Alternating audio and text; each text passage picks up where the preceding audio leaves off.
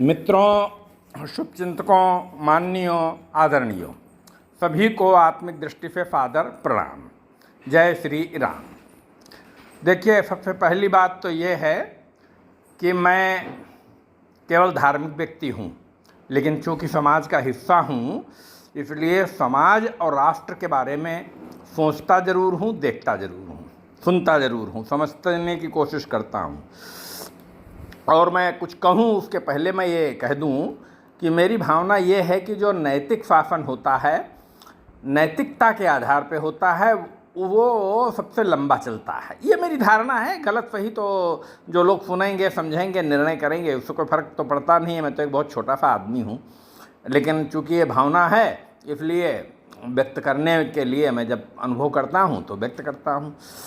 क्योंकि जोर ज़बरदस्ती से, दबाव से, डरा करके आप कितनी देर शासन चला सकते हैं। कोई व्यक्ति हो, मान लीजिए मेरे सिर पे ही कोई गोली लगा दे, रिवाल्वर रख दे, तो उस वक्त तो भले हो सकता है मैं डर जाऊँ, उसके हिसाब से काम कर दूँ, लेकिन क्या ये लंबे समय तक चल सकता है? क्योंकि जैसे क्रोध होता है, क्रोध भी बहुत सारे लोगों में आता है, चला जाता है, थोड़ी बहुत देर रहता है, कोई वो परमानेंट स्थायी निवास नहीं बना सकता है। इसलिए मेरा ये दृढ़ मानना है कि जो शासक नैतिकता के आधार पे शासन करता है, उस शासन की आयु बहुत लंबी होती है। ये एक बुनियादी बात जो मेरी सोच के हिसाब से है, वो मैंने साझा की।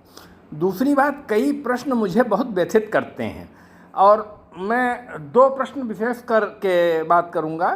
पहला प्रश्न अमेरिका, यूएसए से संबंधित है।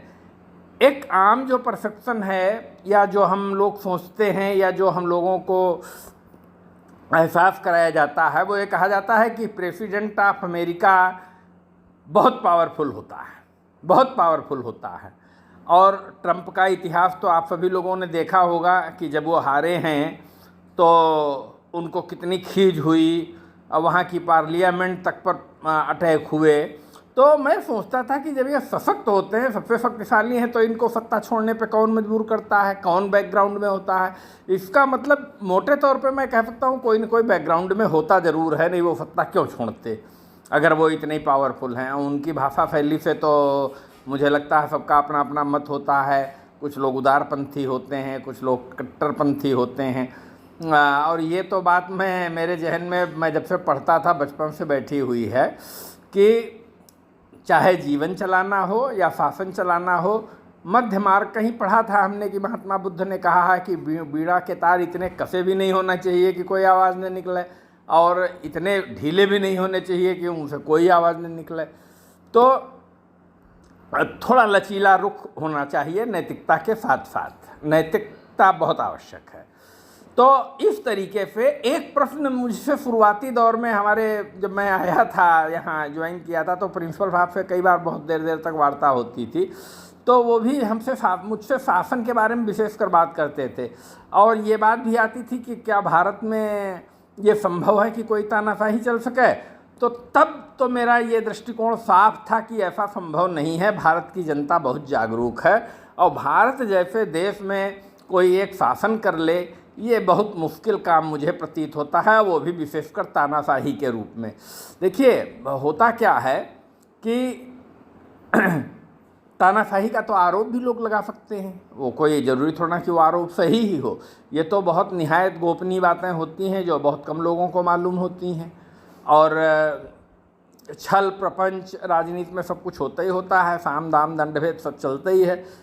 लेकिन आप एक चीज़ देखिए कि मेरा तब भी ये प्रश्न जवाब होता था कि ऐसा संभव नहीं है, और मैं आज भी मानता हूँ कि बहुत दिनों तक ये भारत में चीज़ नहीं चल सकती है, किसी की भी हो। मैं किसी नाम के पीछे नहीं हूँ, किसी व्यक्ति के पीछे नहीं हूँ, किसी पार्टी के पीछे नहीं हूँ।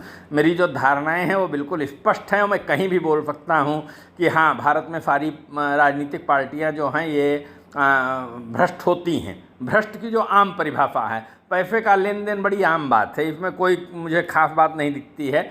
बिना पैसे के कैसे कोई काम कर सकता है? कोई काम नहीं कर सकता है, पैसा सबको चाहिए। और ये ज़रूर कुछ प्रश्न हैं दिमाग में जो उठते हैं जैसे अभी हमारे परम आदरणीय प्रधानमंत्री जी ने कहा कि वो अडानी और अंबानी टेम्पो से पैसा भेज रहे हैं किन्हीं पार्टियों को, तो ये मैं सुन के भौचक्का था कि फिर आपकी सीबीआई और ईडी और राय ये सब जो इंटेलिजेंस एजेंसी हैं सब क्या कर रही हैं। क्योंकि सामान्य तौर पे ये मैं इसलिए उठा रहा हूँ प्रश्न कि सामान्य तौर पे डर सबको होता है। क्यों, एक घटना मैं आपको बताऊंगा। बाबू जगजीवन राम से ने प्रेस वार्ता बुलाई और उसके पहले उन्होंने कहीं पत्रकारों ने खबर लीक की कि इंदिरा जी की पार्टी को वो छोड़ने वाले हैं। इंदिरा जी से प्रश्न किया तो इंदिरा जी ने कहा अभी 11 बजे तो हमसे मीटिंग करके गए हैं, और ठीक 11:05 पे जैसा कि मैंने पढ़ा था वो मेरे स्मरण में है कि जब उन्होंने पत्रकारों ने उनसे यही प्रश्न किया तो उन्होंने कहा कि क्या मैं इतना बेवकूफ़ हूँ कि मैं उनको पहले से बता दूंगा वो क्या करेंगी। तो डर तो एक बहुत स्वाभाविक प्रवृत्ति होती है। मुझे लगता है ऐसा कोई भी व्यक्ति किसी भी प्रोफेशन में हो वो ये कहे कि डरता नहीं है, तो मैं इस बात से सहमत नहीं हूँ। मैं तो भाई बहुत डरता हूँ, बहुत सीधी सी बात है। मुझे ये कहने में कोई झिझक नहीं है कि और डरना चाहिए भी। सत्ता होती है, सत्ता को तो हमेशा प्रणाम करना चाहिए। अगर आपकी उससे नहीं पटरी खाती है आप उससे दूरी बना लीजिए। जय राम जी की, जय राम जी की, जय राम जी की। इससे ज़्यादा कुछ नहीं बोलूँगा। जय श्री राम, जय श्री कृष्ण, जय श्री हरि, जय श्री हरि, जय जय श्री हरि।